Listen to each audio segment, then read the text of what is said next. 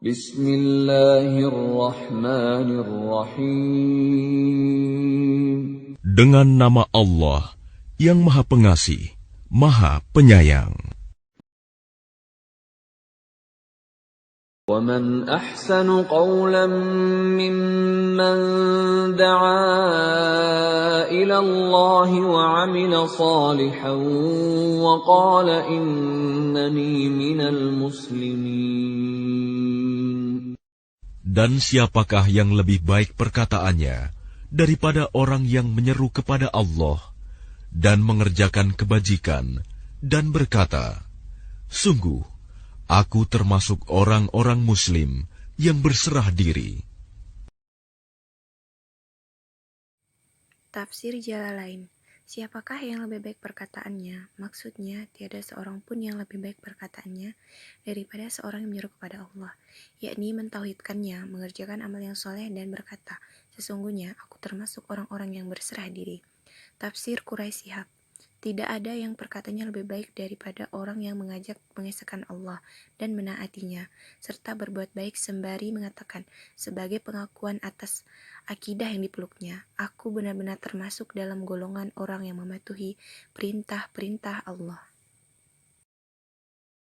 وَلْتَكُن مِّنكُمْ أُمَّةٌ يَدْعُونَ إِلَى الْخَيْرِ وَيَأْمُرُونَ بِالْمَعْرُوفِ وَيَنْهَوْنَ عَنِ الْمُنكَرِ وَأُولَٰئِكَ هُمُ الْمُفْلِحُونَ. Dan hendaklah di antara kamu ada segolongan orang yang menyeru kepada kebajikan, menyuruh berbuat yang ma'ruf, dan mencegah dari yang mungkar. Dan mereka itulah orang-orang yang beruntung. Tafsir Jalalain. Hendaklah ada di antara kamu satu golongan yang menyuruh kepada kebaikan, ajaran Islam, dan menyuruh kepada yang ma'ruf dan melarang dari yang mungkar. Mereka lah, yakni orang-orang yang menyuruh dan yang melarang tadi orang-orang yang beruntung atau berbahagia. Min di sini untuk menunjukkan sebagian, karena apa yang diperintahkan itu merupakan fardu kifayah yang tidak mesti bagi seluruh umat dan tidak pula layak bagi setiap orang, misalnya orang yang bodoh. Tafsir Quraisy Shihab. Jalan terbaik untuk bersatu dalam kebenaran di bawah naungan Al-Quran dan Rasulnya adalah dengan menjadi umat yang menyerukan segala bentuk kebaikan dunia dan akhirat, menyerukan kewajiban mendorong manusia pada kebaikan bersama, dan mencegah kejahatan, amar ma'ruf nahi munkar, al-amar bi al-ma'ruf.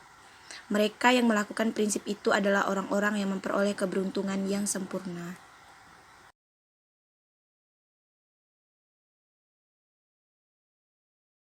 كنتم خير أمة أخرجت للناس تأمرون بالمعروف وتنهون عن المنكر وتؤمنون بالله ولو آمن أهل الكتاب لكان خيرا لهم منهم المؤمنون وأكثرهم الفاسقون.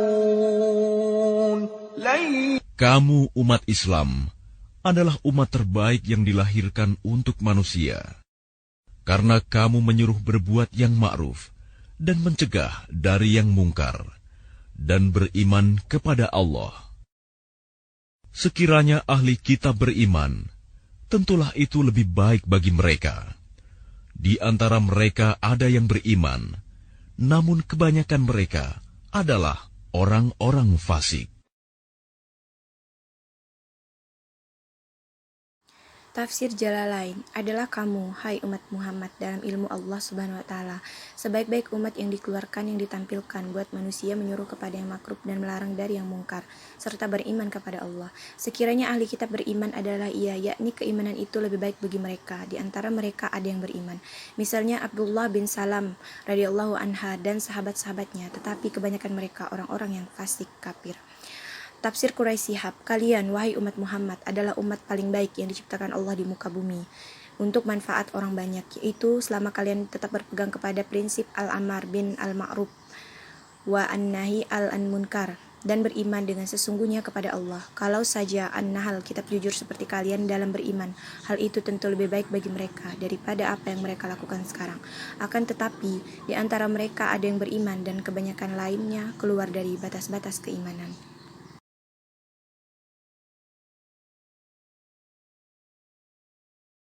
والله أخرجكم من بطون أمهاتكم لا تعلمون شيئا وجعل لكم السمع والأبصار والأفئدة لعلكم تشكرون. Dan Allah mengeluarkan kamu dari perut ibumu dalam keadaan tidak mengetahui sesuatu pun, dan Dia memberimu pendengaran, penglihatan, dan hati nurani, agar kamu bersyukur.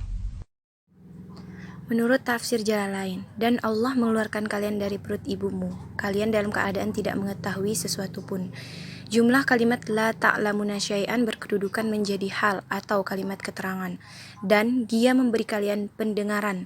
Lafal as-samu bermakna jamak sekalipun lafalnya mufrad. Penglihatan dan hati, kalbu, agar kalian bersyukur kepadanya atas hal-hal tersebut. Oleh karenanya kalian beriman kepadanya. ادع إلى سبيل ربك بالحكمة والموعظة الحسنة وجادلهم بالتي هي أحسن إن ربك هو أعلم بمن ضل عن سبيله وهو أعلم بالمهتدين. Serulah manusia kepada jalan Tuhanmu dengan hikmah dan pengajaran yang baik, dan berdebatlah dengan mereka dengan cara yang baik. Sesungguhnya Tuhanmu, Dialah yang lebih mengetahui siapa yang sesat dari jalannya, dan Dialah yang lebih mengetahui siapa yang mendapat petunjuk. Tafsir Jalalain. Serulah manusia, hai Muhammad, kepada jalan Rabb-Mu, yakni agamanya dengan hikmah, dengan Al-Quran dan pelajaran yang baik. Pelajaran yang baik atau nasihat yang lembut. Dan bantahlah mereka dengan cara bantahan yang baik, seperti menyuruh mereka untuk menyembah Allah, dengan menampilkan kepada mereka tanda-tanda kebesarannya, atau dengan hujah-hujah yang jelas. Sesungguhnya Rabb-Mu, Dialah yang lebih mengetahui, maha mengetahui, tentang siapa yang tersesat dari jalannya, dan Dialah yang lebih mengetahui orang-orang yang mendapat petunjuk. Maka Dia membalas mereka. Ayat ini diturunkan sebelum diperintahkan untuk memerangi orang-orang kafir, dan diturunkan ketika Hamzah gugur dalam keadaan tercincang. Ketika Nabi SAW melihat keadaan jenazahnya, lalu beliau bersumpah melalui sabdanya, sungguh aku bersumpah akan membalas 70 orang dari mereka sebagai penggantimu. Ar-Rahman, Allah yang Maha Pengasih, Allamal Qur'an,